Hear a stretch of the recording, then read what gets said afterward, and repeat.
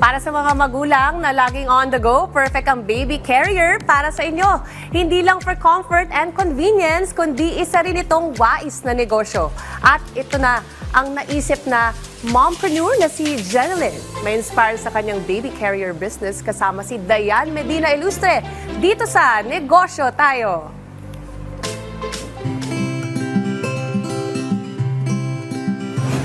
Nagsimula po kayo bilang empleyado. Yes. Paano ka nagsimula pagdating sa pagninegosyo? Ayan. So, when I was working, 2013, yun dun na ako nag-start mag-isip na gusto ko na mag-resign kasi gusto ko nang alagaan yung mga anak ko. I have 2 children that time. So, sabi ko parang ang hirap na every time nagigising ako sa umaga, tulog sila.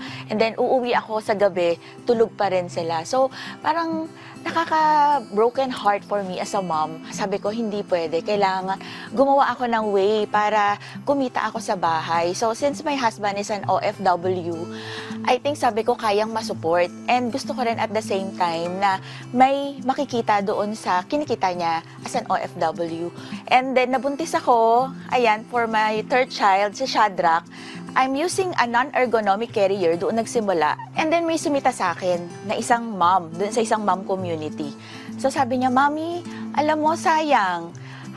Maganda ka sana, kaya lang mali yung paggamit mo ng carrier. So instead na yung bashing na yun, isipin ko na, ba't ganun siya mag-correct? So sabi ko, ano ba yung tamang carrier? Kung mali yung gamit ko sa carrier, ano ba yung tamang carrier? And then doon ako nag-start na mag-research about baby wearing. So, pag sinabi nating baby carrier, hindi lang pala siya basta carrier. Kailangan alamin mo kung healthy ba to sa hip and spine, especially for the newborn baby. And then may nakita ako na available sa ibang bansa na sa atin pwede rin palang gawin, like yung mga habi. So, doon ako nagkaroon ng inspiration na gusto kong, mga hinabi, yan. So, sabi ko, gusto kong tumulong sa ating mga local weavers. And then, hinanap ko sila from Baguio, Benguet, Batangas, ayan. So, iba-ibang community ng mga weavers ang pinuntahan ko. Ang ganda kasi ng business mo, you're also offering job opportunities for them. Nakakatulong tayo locally and of course, strengthening our local economy as well. So, lagay muna natin, yung top ng shoulder natin, and then gather. So, as you can see, it's really good quality and affordable. Hindi mahirap yung adjustment. So, get the baby. So, this is a weighted doll. Mabigat siya. Ayan, 7 pounds. Ayan. So, birth position. Ganyan. And then, i-slide lang natin si baby sa loob ng carrier. Ayan. So, dapat to, nagsisway ka, yung parang tinitrick mo si baby na ilalagay mo na pala siya sa carrier pero hindi niya pa rin alam.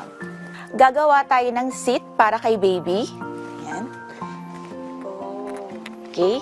So, dapat there's a fabric between your tummy. And then, dito na tayo mag-a-adjust. Ayan. Hindi madaling magnegosyo pero mas mahirap kung basta ka nalang susuko. Yan po ang aral na ibinahagi sa atin ng business owner na si Jeneline Aligarbes. Magkita-kita po tayo ulit sa susunod na episode mga kanegosyo for another business story na isi-share namin sa inyo. Kaya naman tara, negosyo tayo!